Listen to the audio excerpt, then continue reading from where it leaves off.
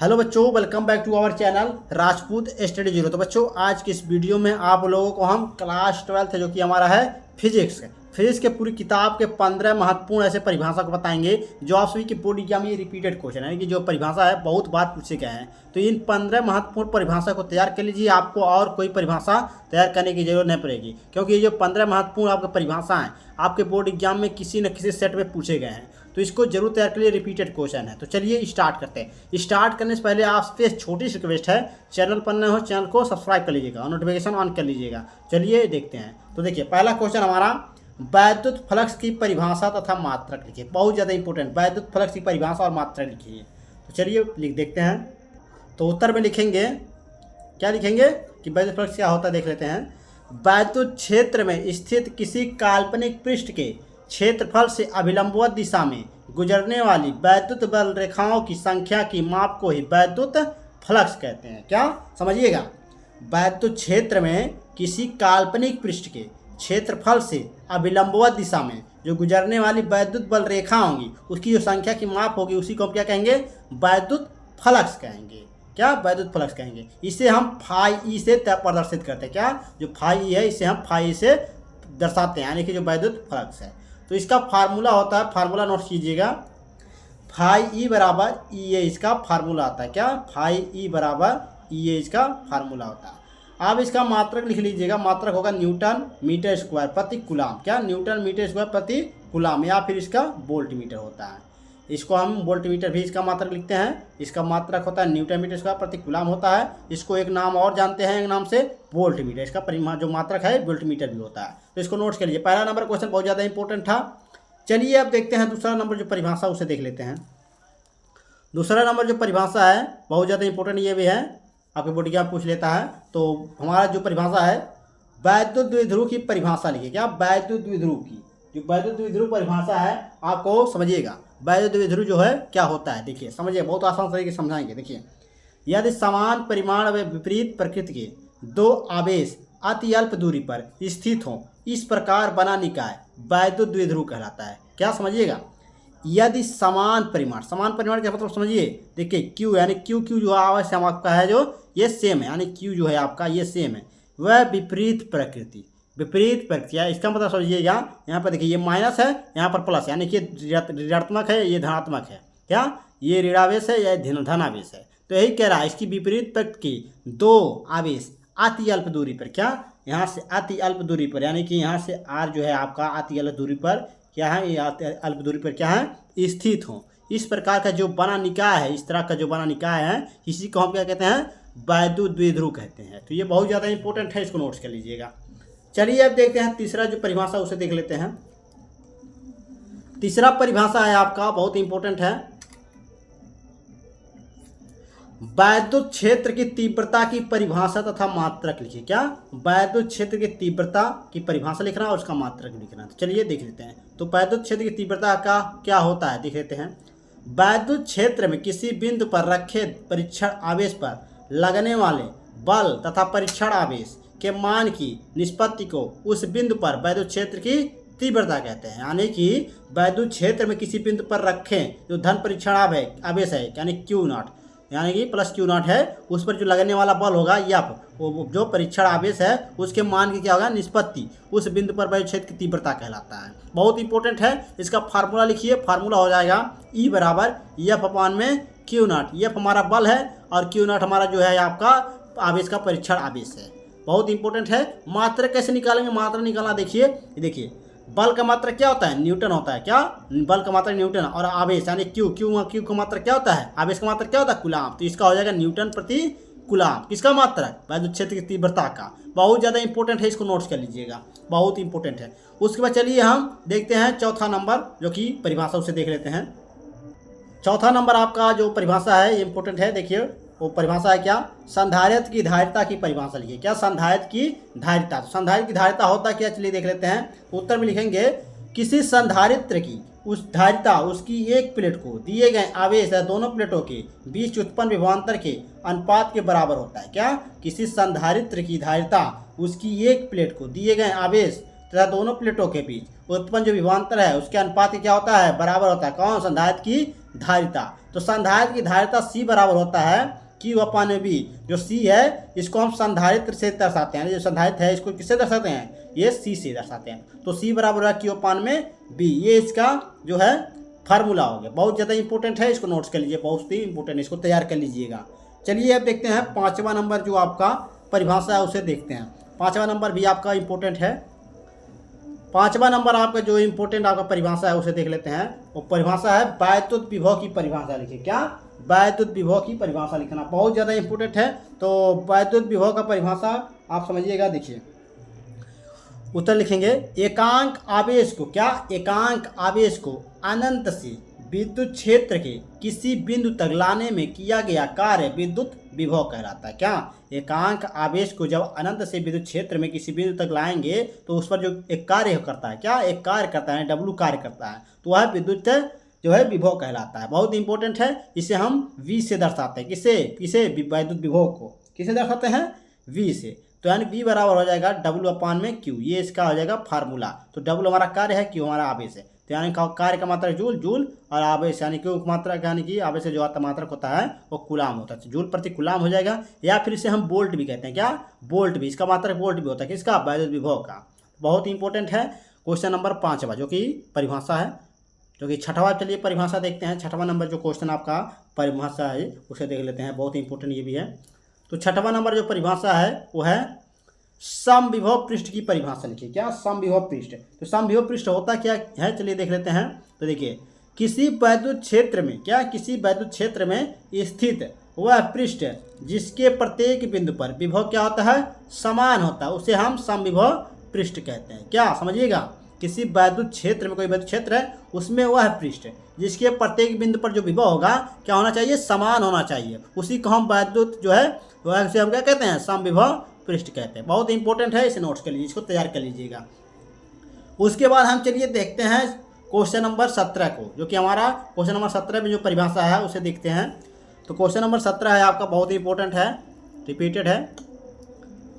तो देखिए question number 7 question number 7 है, वैद्युत द्विध्रुव आघूर्ण की परिभाषा मात्रक व विमा लिखिए। क्या, वैद्युत द्विध्रुव आघूर्ण की परिभाषा मात्रक व विमा लिखना बहुत इंपॉर्टेंट है, BBI है।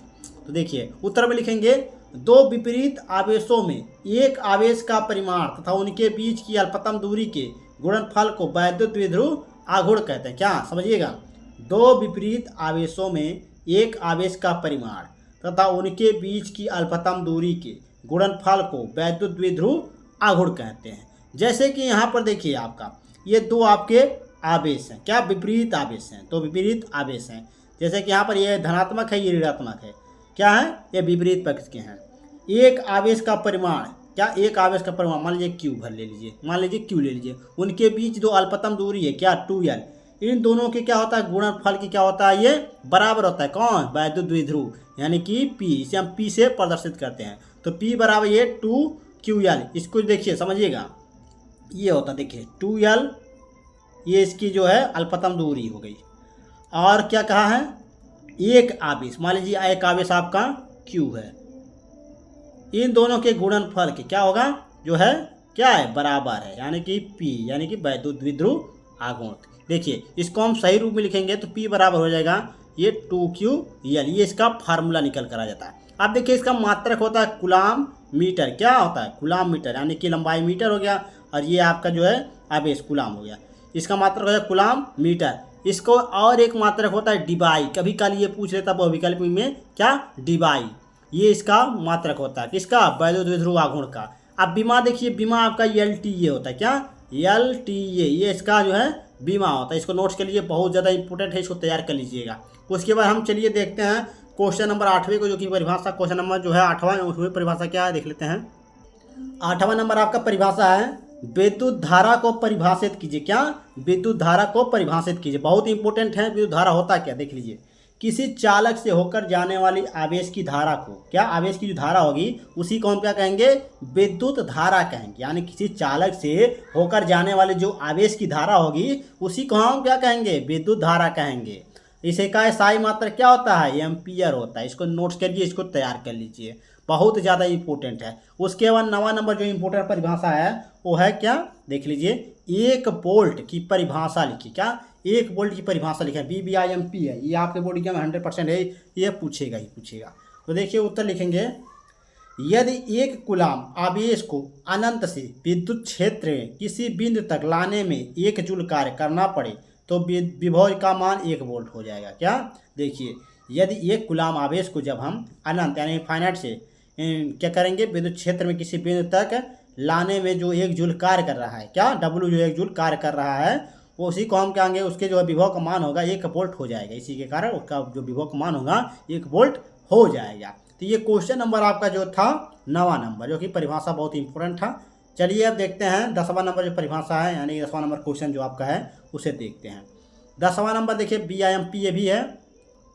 जितने भी आपको हम परिभाषा बता रहे हैं आपके देखिए रिपीटेड हैं, यानी कि किसी न किसी सेट में आपके बोर्ड एग्जाम में पूछे गए हैं, तो इनको जरूर तैयार कीजिएगा। तो देखिए आपका 10वां नंबर जो परिभाषा है बहुत इंपॉर्टेंट है।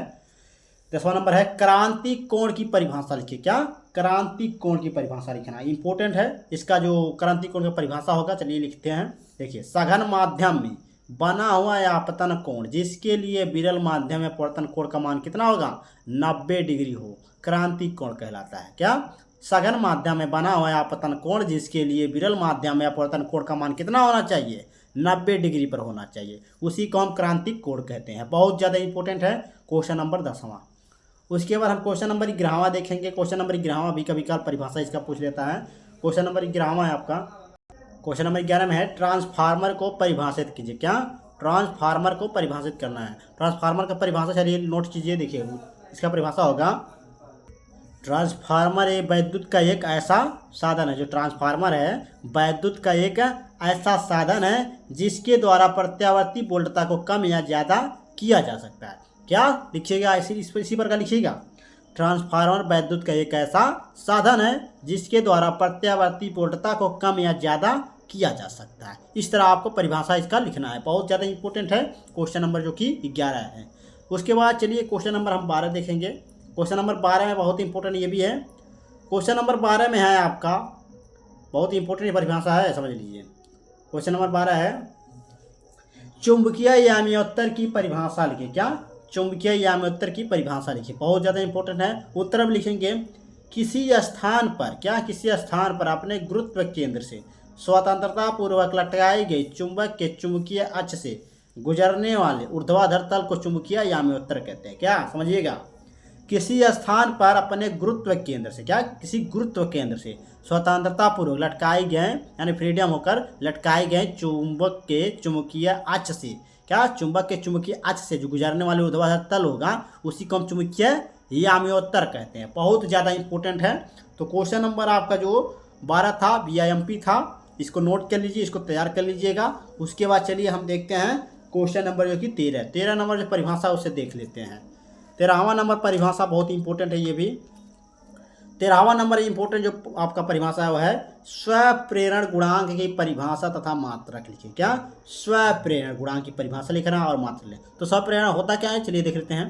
तो लिखेंगे, किसी कुंडली का स्वप्रेरण गुणांक कुंडली में चुंबकीय फ्लक्स ग्रंथिकाओं के बराबर होता है जबकि कुंडली में एकांक धारा प्रवाहित हो रही हो।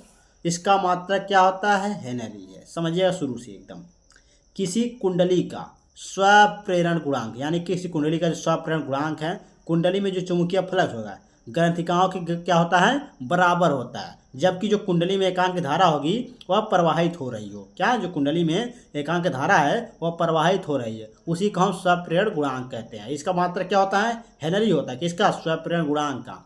तो स्वप्रेरण गुणांक का मात्रक क्या होता है, हेनरी होता है। इसे नोट्स के लिए इसको तैयार कर लीजिएगा। उसके बाद हम चलिए देखते हैं 14 नंबर क्वेश्चन को, यानी 14वां नंबर जो हमारा परिभाषा है उसे देखते हैं। 14 नंबर आपका जो परिभाषा है वो है लेंस के द्वितीय फोकस की परिभाषा लिखिए। क्या, लेंस के द्वितीय फोकस की परिभाषा लिखना बहुत इंपॉर्टेंट है। उत्तर लिखेंगे, दूरदर्शी द्वारा दूर स्थित दो समीपवर्ती वस्तुओं के प्रतिबिंब को अलग अलग स्पष्ट देखने की क्षमता को दूरदर्शी की विभेदन क्षमता कहते हैं। क्या, समझिएगा, दूरदर्शी द्वारा दूर स्थित दो समीपवर्ती वस्तुओं के जो प्रतिबिंब होगा उसको अलग अलग स्पष्ट देखने की क्षमता होगी, उसी को दूरदर्शी की विभेदन क्षमता कहते हैं। ये लेंस का द्वितीय फोकस कहलाता है। बहुत ज़्यादा इंपॉर्टेंट है क्वेश्चन नंबर जो कि 14वां जो आपका परिभाषा था, इसे नोट कर लीजिए, इसको तैयार कर लीजिएगा। उसके बाद हम देखेंगे जो कि लास्ट जो परिभाषा है 15 नंबर, वो है लॉरेंज बल को परिभाषित कीजिए। क्या? लॉरेंज बल। तो लॉरेंज बल होता क्या है, चलिए समझते हैं। देखिए लॉरेंज बल में लिखेंगे जब कोई गतिमान आवेश किसी चुंबकीय क्षेत्र में गति करता है तो उस पर एक बल लगता है, जिसे हम क्या कहते हैं? लॉरेंज बल कहते हैं। देखिए जब कोई गतिमान आवेश यानी कि गतिमान आवेश होगा तो किसी चुंबकीय क्षेत्र में जब गति करता है तो उस पर एक क्या लगता है? बल लगता है, जिसे हम क्या कहते हैं? लॉरेंज बल कहते हैं। बहुत ज़्यादा इंपॉर्टेंट है, इसे नोट्स करिए, इसको तैयार कीजिए। तो ये थे टोटल आपके 15 महत्वपूर्ण परिभाषा जो आप सभी के बोर्ड एग्जाम के लिए बहुत ज़्यादा इंपॉर्टेंट है। ये मान लीजिए आपके बोर्ड एग्जाम के लिए बहुत ज़्यादा इंपॉर्टेंट है, इन सब को तैयार कर लीजिएगा। इसका पीडीएफ चाहिए तो आप टेलीग्राम चैनल पर ज्वाइन हो जाइए, वहाँ पर आपको इन सब का पीडीएफ मिलता रहेगा। और आपको टेलीग्राम चैनल का जो लिंक है आपको डिस्क्रिप्शन बॉक्स में मिल जाएगा और अबाउट सेक्शन में भी मिल जाएगा, तो उससे आकर आपको ज्वाइन हो जाना है, वहाँ पर आपको पीडीएफ मिल जाएगा। तो कैसा लगा वीडियो कमेंट बॉक्स में जरूर बताइएगा। चैनल पर नए हो चैनल को सब्सक्राइब कर लीजिएगा, नोटिफिकेशन ऑन कर लीजिएगा। और आपको किसी भी टॉपिक पर वीडियो बनवाना है तो कमेंट कीजिए, उस पर बनाया जाएगा। तो चलिए मिलते हैं आपसे नेक्स्ट वीडियो में इसी तरह वीडियो के साथ। Take care.